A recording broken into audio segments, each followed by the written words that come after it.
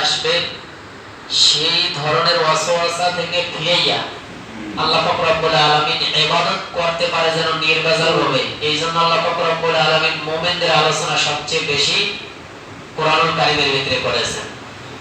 এইজন্য দেখেন আমরা বিগত 1 বছর থেকে 11টা মাস আমাদের মাস থেকে চলে যায়, বাকি একটা মাস আল্লাহ পাক রব্বুল আলামিন এমন দামি হিসেবে কবুল করেছেন মুমিন বান্দা-বান্দীদের জন্য।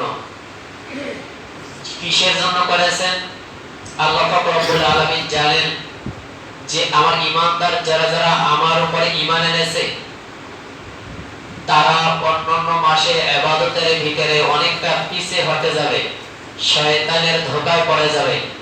কিন্তু আমি রব্বুল আলামিন এমন একটা মাস রাখবো যেই মাসে বান্দা আমাকে যে ভুলে গেছে সেই ভোলা থেকে আবার আমার নৈকট্যতা হাসিল করতে পারে।